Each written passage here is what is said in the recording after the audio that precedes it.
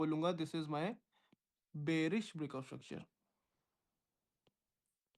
इस तरह से।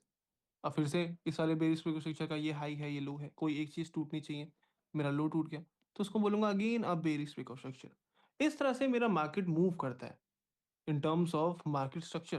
What is market structure? High and लो का टूटना, उसे मार्केट स्ट्रक्चर बोलते हैं। जब भी हाई या लो टूटते हैं तो हमारे ब्रेकआउट स्ट्रक्चर बनते हैं। उस ब्रेकआउट स्ट्रक्चर से ही ट्रेंड डिसाइड होता है कि अगर ब्रेकआउट स्ट्रक्चर बुलिश हो रहे हैं तो ट्रेंड इज बुलिश, स्ट्रक्चर अगर नीचे की तरफ टूट रहे हैं तो ट्रेंड इज बेरिश। सिंपल। अब ऐसा माना जाता है according to the Elliott waves theory कि मेरा अगर मार्केट स्ट्रक्चर एक बार बुलिश बन गया तो नेक्स्ट स्ट्रक्चर भी बुलिश ही बनना चाहिए। अगर एक स्ट्रक्चर एक बार बेरिश बन गया तो नेक्स्ट स्ट्रक्चर भी बेरिश ही बनना चाहिए।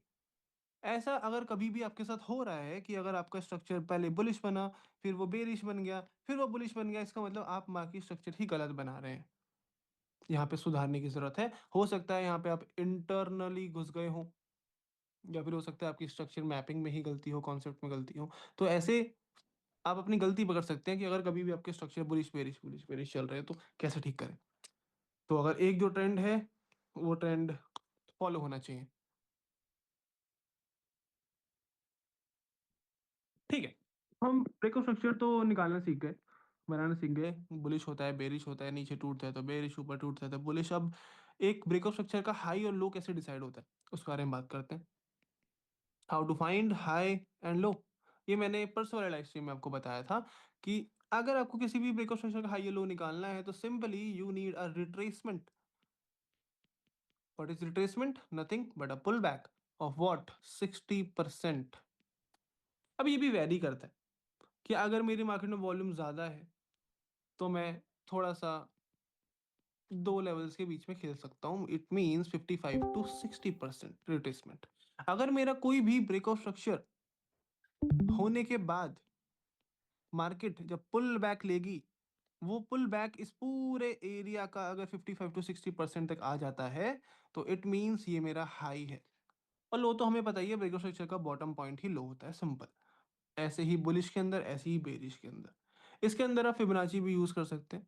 फिबोनाची कैसे यूज करेंगे कि आपका एक ब्रेकआउट स्ट्रक्चर बन गया, जब भी आपका एक पुल बैक आने लग जाए उसके बाद जब थोड़ा सा गिरने लग जाए, ऐसा लगता है कि हाँ यहाँ से पुल बैक आने वाला है, तो यहाँ से फिबोनाची लगाएंगे। दिस इज 0, दिस इज 1, और यहाँ पे आपका फिबोनाची लेवल्स होंगे कुछ इस तरह से 55 और 60, है ना, 0.65 एंड 0.55। अगर मेरा प्राइस इन दो लेवल्स के बीच में आ जाता है तो दिस इज माई हाई। ऐसे ही बेरिश के अंदर सेम टू सेम। समझ आया? किसी को कोई डाउट है तो बताइए।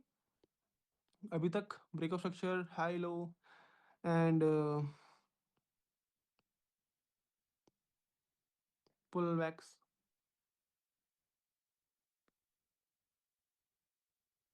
Very good. आगे बढ़ते हैं। ये था आपका मार्केट स्ट्रक्चर का बेसिक, ओनली ब्रेकआउट स्ट्रक्चर। अब इस ब्रेकआउट स्ट्रक्चर के अंदर के पार्ट्स आते हैं जिसको बोलते हैं हम इंटरनल ब्रेकआउट स्ट्रक्चर। उस इंटरनल के स्ट्रक्चर का भी एक पार्ट आता है जिसको हम बोलते हैं फ्रैक्टल ब्रेकआउट स्ट्रक्चर। और फ्रैक्टल ब्रेकआउट स्ट्रक्चर ही हमारा चेंज ऑफ फैक्टर होता है। समझ आया? अब इस चेंज ऑफ फैक्टर को मैंने इलाइट के अंदर, इलाइट प्रो के अंदर दो तरीके से पढ़ा है। हमारी इंटरनल कैंडल भी एक तरह का चेंज ऑफ फैक्टर होती है, यस। अगर हम और हमारा एक पुल बैक टूटना भी चेंज ऑफ फैक्टर होती है, बिल्कुल ठीक। इन दोनों को ही हम यूज कर सकते हैं, पर डिपेंड करता है कि हम किस टाइम फ्रेम में यूज कर रहे हैं। अगर हमारा टाइम फ्रेम बड़ा है, like 1 hour, 4 hour, daily, 30 minutes max to max minimum, तो हम इंटरनल कैंडल को as a pull back consider कर सकते हैं। लेकिन अगर हम छोटे टाइम फ्रेम में जाएंगे, like 1 minute, 3 minute, 5 minute, 15 minute, इन सब टाइम फ्रेम्स के अंदर, उससे हम अगर पुल बैक देखने की कोशिश करें तो ज्यादा बेहतर है। क्योंकि छोटा टाइम फ्रेम तो हमें थोड़ी ज्यादा अच्छी कंफर्मेशन की जरूरत है। अच्छी कंफर्मेशन तब मिलती है जब किसी एक तरफ के बायर से सेलर्स को निकाल दिया जाए। इंटरनल कैंडल बायर सेलर नहीं निकालती, हमेशा हाई या लो निकालते हैं। ओके, बाकी स्ट्रक्चर, ब्रेकअप स्ट्रक्चर कंप्लीट। अब इस ब्रेकअप स्ट्रक्चर के अंदर सबसे मेन इंपॉर्टेंट टॉपिक हमारा आता है टाइम फ्रेम। सबसे इंपॉर्टेंट टॉपिक टाइम फ्रेम। कौन से टाइम फ्रेम में स्ट्रक्चर्स बनाए, कौन से में ना बनाए, किसमें अवॉइड करें, ये सारी चीजें।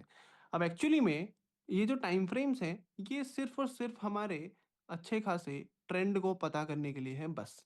हम स्ट्रक्चर किसी में भी बना सकते हैं। मैं इसलिए आपको डिस्क्लेमर स्टार्टिंग में हमने दिया कि पुराने कॉन्सेप्ट्स को भूल जाओ, इसके अंदर सब कुछ नया है। पुराने कॉन्सेप्ट से रिलेटेड कुछ भी नहीं है, मुश्किल से 5 या 10% रिलेटेड होगा, बाकी सब कुछ नया है, एवरीथिंग। तो हमें टाइम फ्रेम्स को एक्चुअली में कुछ यूज़ ही नहीं है, स्ट्रक्चर्स बनाने में। क्योंकि हमें जो ब्रेकअप स्ट्रक्चर्स हैं, वो हमें अपने एंट्री मॉड्यूल के टाइम पे बनाने हैं बस।